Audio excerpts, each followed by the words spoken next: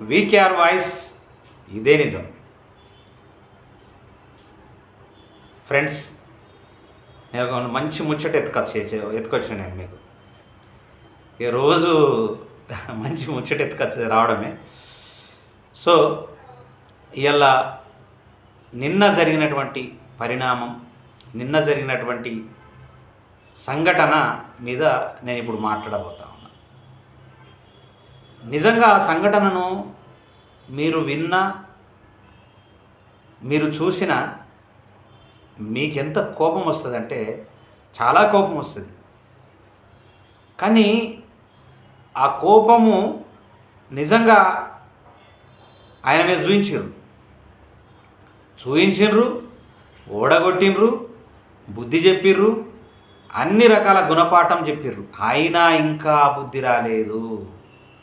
ఈ బుద్ధి రాలేదనే దానికి నిదర్శనమే ఈ మాటలు, ఈ నేను చేస్తున్నటువంటి వీడియో. వాళ్ళెవరో కాదు, మీకు అందరికీ తెలుసు. గత 2014 నుండి నిరంతరంగా అతని మీద పోరాటం చేసి, ఎన్ని రకాలుగా మేము పోరాటాలు చేసినా నిమ్మకు నీరెత్తినట్లుండి ఆ పదవిని, చైర్మన్ పదవిని ఎంజాయ్ చేసి అనేక మంది కళాకారులకు రకరకాల టార్చర్లు పెట్టి వాళ్ళ శ్రమను దోచుకొని వాళ్ళను రకరకాలుగా ఇబ్బందులకు గురి చేసి వాళ్ళ కుటుంబాలతో ఆడుకున్నటువంటి వ్యక్తి ఇలా ఓటమి పాలైన తర్వాత ఏం చేస్తున్నాడు అంటే, తెలంగాణ రాకున్న ముందు ఆయనదే పెత్తందారితనం, తెలంగాణ వచ్చిన తర్వాత 10 ఏళ్ల పాలనలో ఆయనదే పెత్తందారితనం, ఆ తర్వాత మళ్ళీ తెలంగాణ ఉద్యమంలో ఎట్లయితే చేసిండో మళ్ళీ అట్లనే చేస్తున్నాడు. తెలంగాణ ఉద్యమం ఏదైతే 2001 నుండి 14 వరకు ఏదైతే ఉద్యమం జరిగిందో ఆ ఉద్యమంలో ఏదైతే చేస్తున్నాడో మళ్ళీ అదే చేస్తున్నాడు. అంటే సిగ్గనిపియాలి వాస్తవానికి. ఆ సిగ్గు, శరము, మానము ఏదీ లేనటువంటి వ్యక్తే రసమై బాలకిషన్. రసమై బాలకిషన్ ఎమ్మెల్యే పదవి ఓడగానే వెంటనే ఇప్పుడు కళాకారుని అవతారం ఎత్తి, ఆ కళాకారుని అవతారం ఎత్తిన తర్వాత ఏమంటున్నాడో మీరు చూడండి. ఎందుకంటే అది ఎంత గమ్మతైన ముచ్చటంటే ఇది నిజంగా సిగ్గనిపిస్తుంది, మనకే సిగ్గనిపిస్తుంది. అని అమ్మ ఏంది ఇది పుట్టుకనేనా, ఇది మనిషి పుట్టుకనే అంటారా దీన్ని? ఎంత దిగజారుతనం, ఎంత క్రూరత్వం, ఎంత సెల్ఫిష్, ఎంత తనే బతకాలా, తనే డెవలప్ కావాలా, తనే ఉండాలనేటటువంటిది ఎంత దుర్మార్గమైనటువంటి ఆలోచన ఇలా రసమై బాలకిషన్ అనేటటువంటి ఒక వ్యక్తి దగ్గర ఉన్నట్లు ప్రజలు గమనిస్తున్నారు, ఇంకా గమనిస్తూనే ఉన్నారు. ఇలా నేను ఒకటి మాటలు వినిపిస్తా చూడు, ఆయన ఎట్లున్నాయి, గమ్మతున్నాయి. నీళ్ళొస్తాయి బిడ్డ, మన పొలం దున్నుకుందాం బిడ్డ, నువ్వు బొంబాయి పోకురా మల్లయ్య అని చెప్పేసి దుఃఖపడ్డటువంటి దుఃఖాన్ని తీర్చిండు తెలియకుండా మన కేసీఆర్ గారు. ఎలా మళ్ళీ దుఃఖాన్ని మళ్ళా వాడుకుందామా, మళ్ళా కన్నీళ్ళ మీద కై కట్టుకొని ఎన్ని రోజులు వాడదామన్న ఈ పాట. తాగపోతే నీళ్లు లేక తుమ్మెదాలో తడి గొంతులారిపాయే, తుమ్మెదాలో ఊరవుతల బోరింగు సప్పుడేమో టింగు టింగు కొట్టి చేతులు ఇరిగే వర్రి నోరు నీళ్ళ కోసం సగడం అయిందని చెప్పేసి కన్నీళ్లు తీసినటువంటి నా తెలంగాణ పల్లెల అక్కడ వాకిళ్లకు భగీరథ తీసుకొచ్చినటువంటి అపర భగీరథుడు కదా మన ఉద్యమ నేత కేసీఆర్ గారు. ఏమైపోయినాయన్నా, ఎట్లున్నా చూసినావా ముచ్చట, భలే ఉన్నది కదా. అంటే మొన్న 10 ఏళ్ళు ఏం చేసిండు? పీకుడు పని చేసినాడు. ఏం పని చేసిండు 10 ఏళ్ళు? 10 ఏళ్ళు కళాకారుల రక్త మాంసాలతోని ఆ ముద్దలు కట్టుకొని తిని, రక్త మాంసాలను ఒక ఆహారంగా చేసుకొని తిన్నటువంటి రసమై బాలకిషను ఇవాళ నీతులు చెప్పుకుంటా మళ్ళా గదే కళాకారుల యొక్క మళ్ళా ఇప్పుడు అందులో బీఆర్ఎస్ పార్టీలో ఉన్నటువంటి కళాకారుల మళ్ళా రక్త మాంసాలను తిని మళ్ళా కళాకార అవతారం ఎత్తేసి ఉన్న మళ్ళా పైసలన్నీ దొబ్బేసి అంటే నిరంతరంగా 2001 నుండి చచ్చిపోయేదాకా ఓడినా గెలిచినా కళాకారుడు అవతారం ఎత్తుకుంటా డబ్బులు సంపాదించుకుంటా ముంచడమేనా? కళాకారులు ముంచడమా? ఒక్క కళాకారుని వారే పాఠనిస్తున్నాడా? మొత్తం కళాకారు మళ్ళీ గోచిగొంగడే సిగ్గుశరం ఉండాలి కదా, గోచిగొంగడే వేసుకొని ఎగరటానికి. ఎమ్మెల్యే పదవికి విలువ తీస్తున్నాడు. ఒక ఎమ్మెల్యే అంటే ఎంత అఫీషియల్గా ఉండాలా? ప్రజలకు చెయ్యకనే అటు ప్రజలు చీత్కరించిండ్రు, ఇటు కళాకారులు చీత్కరించారు నిన్ను. నువ్వు మళ్ళా కళాకారుడు అవతారం ఎత్తేసి మళ్ళీ కళాకారులను మోసం చేసి మళ్ళీ ఇప్పుడు వచ్చేటటువంటి కొత్త కళాకారులు అసలు కొత్త కళాకారులే పుడతలేరు వాస్తవానికి. ఒకప్పుడు ఉన్నటువంటి పాత కళాకారులే అది కంటిన్యూగా కొనసాగుతూ ఉన్నారు. ఇప్పుడు కొత్తగా కళాకారులు పుట్టట్లేదు. కొత్తగా కళాకారులు అంటే ఈ ధూమ్ధామ్ కళాకారులు పుట్టట్లేదు. ఉన్న పాతోళ్ళే వాళ్ళు అక్కడిక్కడ ఏదో పని చేసుకొని బతుకుతున్నారు, ఏదో ఇంత ప్రోగ్రాంలు చేసుకొని బతుకుతూ ఉన్నారు, డివోషనల్ ప్రోగ్రామ్స్ కూడా చేసుకొని బతుకుతూ ఉన్నారు. నీ పుణ్యమని నువ్వు చేసినటువంటి దుర్మార్గమైనటువంటి పనులతోని 500 మంది కళాకారులు లోపల ఉన్నోళ్ళు నీ వల్ల చిత్రహింసలకు గురైనరు. బయట ఉన్నటువంటి అనేక మంది కళాకారులు వాళ్ళ ఉసురు పోసుకున్నావు. ఉసురు పోసుకొని 2 సార్లు గెలిచినావు, చైర్మన్ అయినావు. అయిన తర్వాత కూడా నువ్వు చేసింది ఏమీ లేదు. కళాకారులు ఏ కళాకారుని పిలుచుకొని నేను ఇది చేస్తారా అని చెప్పేసి మాట్లాడిన సందర్భాలు లేవు. మాజీ ముఖ్యమంత్రి కేసీఆర్ దగ్గరికి తీసుకుపోయి నువ్వు మాట్లాడించినటువంటి సందర్భాలు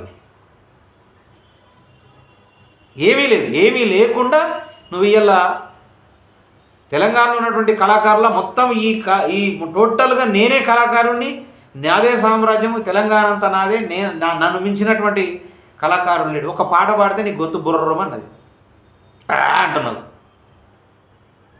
ఒక్క పాట పాడితేనే నీది ఒక గొంతు కాదు, నీకు ఒక పాట రాయరాదు, ఒక ఆట ఆడరాదు. గద్దర్ అన్నది యాజ్ ఇట్ ఈజ్గా దొబ్బేసినావు ఆ ప్యాటర్న్. ఆ గద్దర్ అన్న ఏదైతే వేసిండో అది కొంత బుడర్గానే వేసేసి అటు ఇటు అది చేసినావు. గద్దర్ అన్న పుణ్యము, ఆ పుణ్యంతో నువ్వు ఇంత ఎస్టాబ్లిష్ అయినావు. అయ్యి ఇలా అదే ఒక పాటను తీసుకున్నావు, అయ్యోనివా నువ్వు అవ్వనివా అంటావు. ఆ పాటను నువ్వే కాపీ కొట్టేసింది నేనే రాసినని చెప్పుకున్నావు. ప్రతి పాట నేనే రాసిన, నేనే వాడినా అని నువ్వు నాటకాలు ఆడుకుంటూ వచ్చినావు. అంటే ఇంత దారుణంగా నీ పరివర్తనం అయితే కనిపించింది అక్కడ. నిన్ను ఎవ్వరు యాక్సెప్ట్ చేస్తలేరు. వాస్తవం తెలంగాణ ప్రజానీకం యాక్సెప్ట్ చేస్తలేరు. నీ పాటలు వింటే అసలు ఎంత కోకొల్లాలుగా తిరుగుతూ ఉన్నారు నిన్ను. అయినా సిగ్గు రాలేదు. అప్పుడు నువ్వు చేసిన పాపాలకు, నువ్వు చేసినటువంటి వ్యవహారంకు అనేక మంది తిట్టినా నీకు సిగ్గు రాలేదు, శరం రాలేదు, మానం రాలేదు, ఏమీ రాలేదు. మొత్తం రక్త మాంసాలను అమ్ముకొని, రక్తాన్ని తాగి నువ్వు బతికినవు. ఇప్పుడు మళ్ళా కళాకారుడు అవతారం ఎత్తినవు. ఇక ఓన్లీ అసలు ఇక కళాకారులుగా ఎవరు రావద్దు, ఎవరు వాడద్దు, ఎవరు ఏం చేయొద్దు, నువ్వే ఉండాలి. అన్ని రకాలుగా నువ్వు మొత్తం చచ్చిపోయేదాకా నువ్వే ఉండాలి. అదా నీ కాన్సెప్టు, అదా నీ జీవితము. కనీసం నీకు మానవత్వం లేదు, కనీసము సిగ్గు, శరము, మానము ఏమీ లేదు నీకు. అన్నీ వదిలేసినావు. వదిలేసి మళ్ళీ అవతారం ఎత్తినావు. నీకు బుద్ధి జ్ఞానం ఉంటే గమ్మున కూర్చో. ఒక మాజీ ఎమ్మెల్యేగా గౌరవిస్తారు ఎవరన్నా, గౌరవించేటోళ్ళు. ఇంకా గోజిగొంగడు వేసుకొని అన్ని అబద్ధాలు ఆడుకుంటా అవి నోరిప్పితే అబద్ధం. నీ నోట్లోకి వెళ్ళొచ్చే ప్రతి మాట అబద్ధమే. యాక్సెప్ట్ చెయ్యరు ఎవరు. నువ్వు అనుకుంటున్నావు నేను వాడితే సప్పట్టు కొడుతున్నారని. లోపల కసితోని ఒరే దుర్మార్గుడా నువ్వు మల్లేంద్ర పావుడు అని సప్పట్టు కొడుతున్నారు. నిజంగా నువ్వు దుర్మార్గుడు అని తెలుసు. ఆ దుర్మార్గమైనటువంటి ఆలోచన నుంచి నువ్వు తప్పుకోవాలి. నువ్వు సినిమాలు చేస్తున్నావు కదా, సినిమాలు చేసుకో, హ్యాపీగా చేసుకోవచ్చు. ప్రొడ్యూసర్గా ఇంకేదైనా ఆర్టిస్ట్గా చేయి, బాగానే ఉంటుంది. ఎందుకు నీకు ఇది? ఉద్యమకారుల బతుకుతో ఎందుకు ఆడుకుంటావు నువ్వు? ఇంకేం కావాలి నీకు? చెప్పులతో కొడతారు నేను.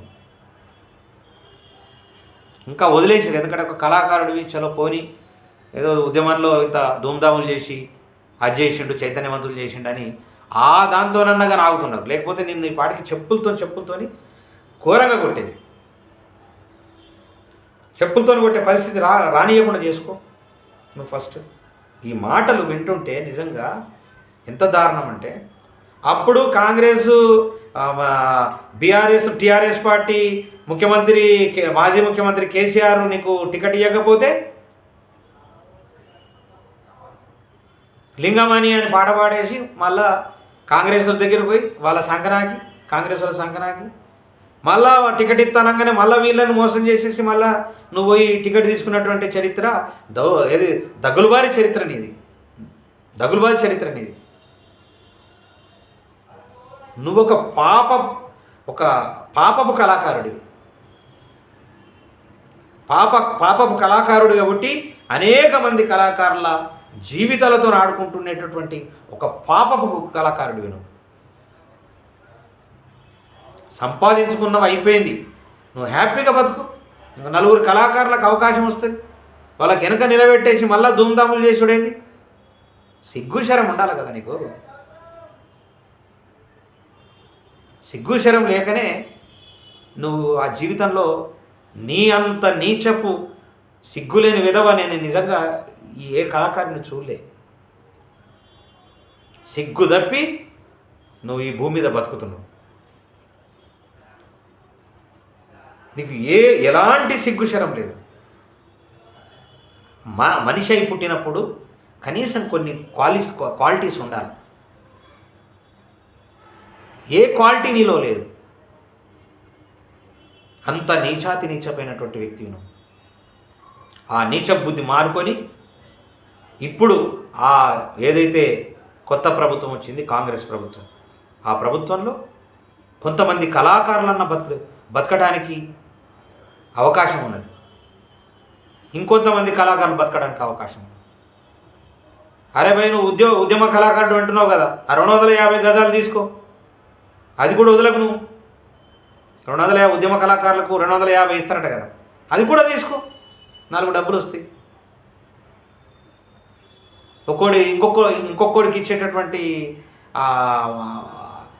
వాళ్ళకు ఇంకొక కళాకారుడికి నోట్ల మన్ను కొట్టు. అలాంటి పని చేయరాదు. కనీసము బుద్ధి జ్ఞానముతో బతకాలి. జీవితంలో మనిషి అనేటోడు బుద్ధి జ్ఞానంతో బతకాలి. అసలు నువ్వు మనిషిగా పుట్టడమే దరిద్రం. అసలు నీలాంటోడు ఈ భూమి మీద అసలు దరిద్రుడిగా పుట్టినావు నువ్వు. తెలంగాణ కళాకారులు కాదు, తెలంగాణ సమాజానికి నువ్వు ఒక శాపగ్రస్తుడివి. శాపమే పుట్టినావు. నీ మాటలు ఏంటంటే సిగ్గేస్తుంది మాకు. అసలు ఇట్లుంటాడా? నీచంగా ఉంటాడా కళాకారుడు అంటూ? మళ్ళా ధూమ్ధాములు చేసుడేంది?